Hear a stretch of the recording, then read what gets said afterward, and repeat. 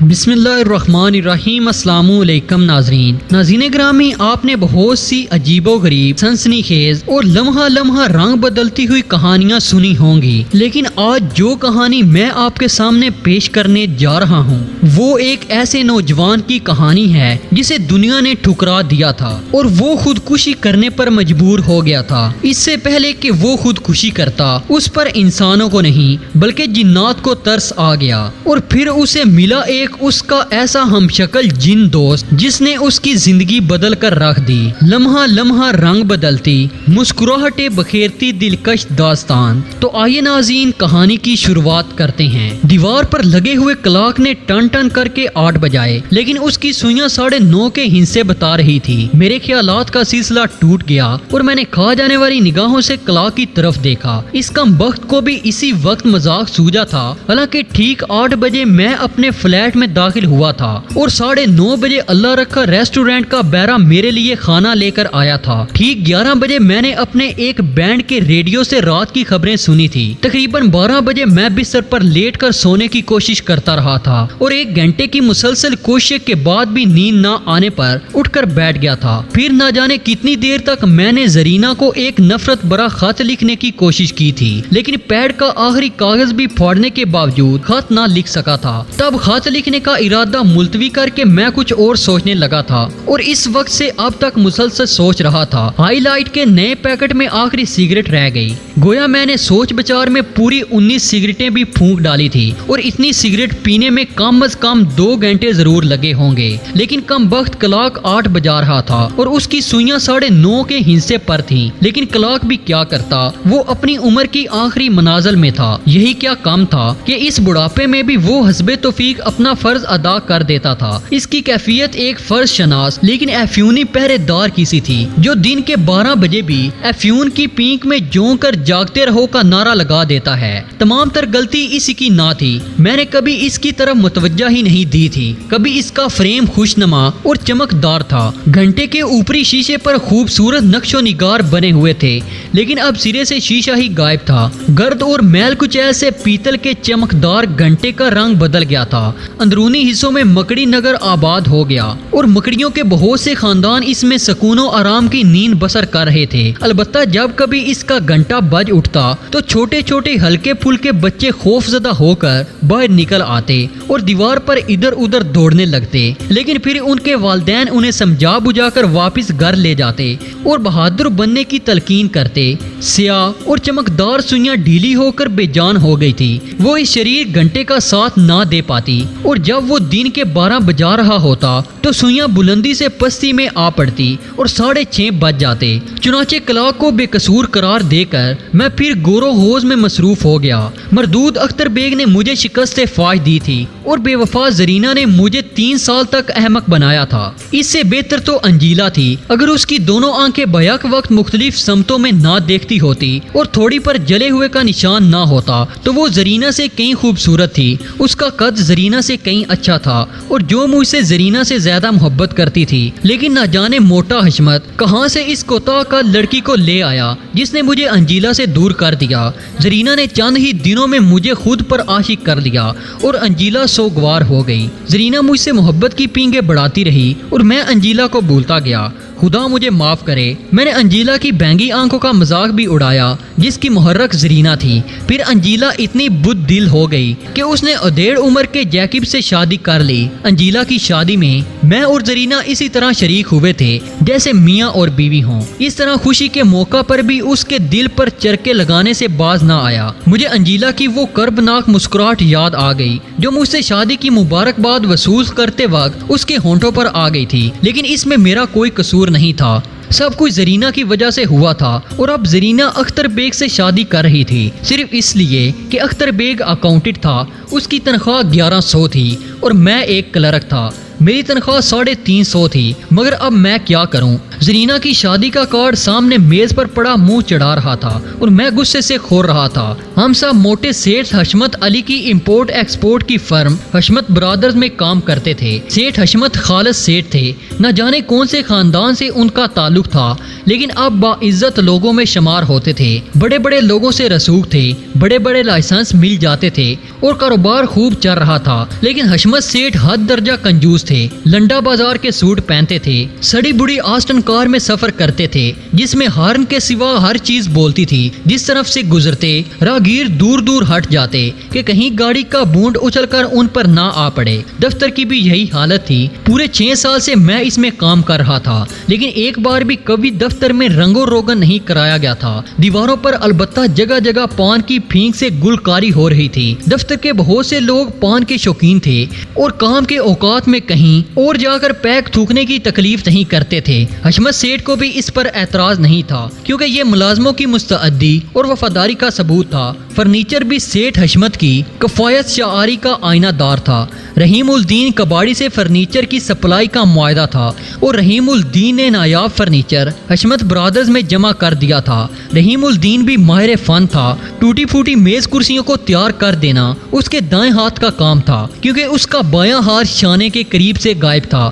شاید ضرورت پڑنے پر اس نے کسی کرسی کے پائے کی جگہ لگا دیا تھا۔ کسی بھی میز کے چاروں پائے یکساں نہیں تھے، ایک میز مختلف میزوں کا مجموعہ تھا۔ یہی کیفیت کرسیوں کی تھی۔ کوئی بھی کرسی بے سے بنی ہوئی نہیں تھی، بلکہ تختے جوڑ کر بار بار پیسے خرچ کرنے کا جھگڑا ہی ختم کر دیا گیا تھا۔ دفتر کا دوسرا سامان بھی نوادرات میں سے تھا، مثلاً ریک، ٹائپ رائٹر اور ایسی ہی دوسری چیزیں۔ ٹائپ رائٹر کے حرف زیڈ کو اردو کے 7 کا ہندسہ بنا دیتے تھے، یو کو جے اور ایل کو آئی۔ لیکن انجیلا کو تنخواہ کس بات کی ملتی تھی؟ ضروری خطوط کو ٹائپ کرنے کے بعد وہ تمام ہندسے بال پوائنٹ سے درست کر دیتی اور اس کام میں ماہر ہو گئی تھی۔ دفتر کا اسٹاف 14 افراد پر مشتمل تھا، جن میں 2 خواتین اور باقی مرد حضرات تھے۔ کسی بھی فرم کی شان بڑھانے کے لیے لیڈی ٹائپسٹ اور لیڈی ریسپیشنسٹ کی موجودگی ضروری ہوتی ہے۔ حشمت سیٹھ اس ضرورت سے بخوبی واقف تھے، لیکن 200 روپے محاور پر بینگی آنکھوں والی انجیلا ہی مل سکتی تھی، جس کی ٹائپ کی اسپیڈ بہرحال 22 الفاظ فی منٹ تو تھی ہی، اور اس نایاب ٹائپ رائٹر پر جس کے حروف ہر وقت لڑتے جھگڑتے رہتے تھے 1500 الفاظ فی منٹ نکل ہی آتے تھے۔ دوسری طرف خاتون وقت کی ستائی ہوئی محترمہ زیب النساء تھی، جو ریشپی سینٹس کا کام کرتی تھی، لیکن ان کی عمر خاصی تھی، اس لیے دفتر کا کوئی آدمی ان سے عشق نہ کر سکا، اور جب وہ کسی کی توجہ حاصل کرنے میں ناکام رہی تو بد دل ہو کر ملازمت ہی چھوڑ کر چلی گئی۔ اس طرح دفتر میں اب بینگی آنکھوں والی انجیلا کا ہی راج تھا۔ وہی چپراسی سے لے کر اکاؤنٹنٹ تک کی آنکھوں کا تارا تھی۔ یہ انجیلا کی آنکھوں کا کمال تھا کہ وہ ہر شخص کو مطمئن کر دیتی تھی، اور ہر شخص یہی سمجھتا تھا کہ مس انجیلا ہر وقت اس کی طرف دیکھتی رہتی ہے۔ لیکن اس بازوق عیسائی لڑکی نے اس ناچیز کو پسند کیا تھا، جس کا اظہار ایک دن کرسمس کے موقع پر اس نے کر دیا۔ وہ اس طرح کے دفتر کے پورے اسٹاف میں اس نے صرف اس خادم کو اپنے ہاں بلایا تھا۔ میری بانچیں کھل گئی۔ ویسے ایک بات عرض کر دوں کہ لوگ مجھے قبول صورت بلکہ خوبصورت کہتے تھے۔ یوں بھی پوری دنیا میں تنہا ہونے کی وجہ سے اچھا کھانے اور اچھا پہننے کا عادی رہا ہوں۔ یہ دوسری بات ہے کہ اپنے عمدہ لباس پہن کر کبھی دفتر نہیں جاتا، کیونکہ ان کے خراب ہونے کا اندیشہ رہتا ہے۔ بہرحال مس انجیلا نے مجھ سے اظہار عشق کر دیا تھا اور میرے دل کے کنول کھل گئے۔ ہمارا عشق پورے 2 سال تک بغیر کسی حادثے کے چلتا رہا۔ اس دوران انجیلا نے کئی بار عیسائی مذہب چھوڑ کر مسلمان ہونے کا ارادہ ظاہر کیا اور میں نے عیسائی ہونے کا، لیکن ہم اس کے لیے وقت کا انتظار کر رہے تھے کہ حشمت سیٹھ نئی ریسپی شینسٹ کو لے آئے۔ یہ زرینہ تھی، بوٹے سے قد کی، گنگریالے بالوں والی حسینہ، خوش مزاج، ہنس مکھ، اور اس کے آتے ہی انجیلا کا رنگ پھیکا پڑ گیا۔ لیکن میں آپ کو پورے خلوص سے بتاتا ہوں کہ میرے دل میں اس وقت تک کوئی منافقت پیدا نہیں ہوئی جب تک زرینہ نے خود میری طرف قدم نہ بڑھائے۔ دفتر کے بیشتر لوگ زرینہ کی توجہ حاصل کرنے میں کوشاں تھے، لیکن زرینہ کسی کو لفٹ نہیں دیتی تھی۔ پھر ایک شام جب ہم دفتر سے نکل کر بس اسٹاپ پر پہنچے تو زرینہ میرے قریب آ گئی۔ مصروف ہیں مسٹر عارف؟ اس نے ایک ادا سے پوچھا۔ جی نہیں، حکم دیں۔ دراصل پکچر دیکھنے کا موڈ تھا۔ لیکن تنہا جاتے ہوئے جھجکتی ہوں، 2 ٹکٹ بک کرائے تھے، اگر آپ پسند کریں۔ اس نے کہا۔ میں بھلا کیوں نہ پسند کرتا۔ ہم نے پکچر دیکھی، میں نے اسے ڈنر کی دعوت دی جو اس نے قبول کر لی۔ ڈنر کے دوران ہم نے ایک دوسرے کے حالات زندگی جانی، ایک دوسرے سے واقف ہوئے، اور پھر زرینہ نے روزانہ مجھے مسکرا کر سلام کرنا شروع کر دیا۔ دفتر میں خلبلی مچ گئی، انجیلا اداس ہو گئی، لیکن ان باتوں کا ہمارے اوپر کیا اثر پڑ سکتا تھا؟ میں نے انجیلا کی نیو ایئر ڈے والی دعوت پر بھی معذرت کر لی تو انجیلا کو یقین ہو گیا کہ اس کا دور ختم ہو گیا۔ چنانچہ وہ مظلوم لڑکی خاموشی سے پیچھے ہٹ گئی۔ دوسرے لوگوں کو بھی حساب ہو گیا کہ یہ دوسری لڑکی بھی میرے جال میں پھنس گئی ہے اور اب ان کی دال گلنا مشکل ہے۔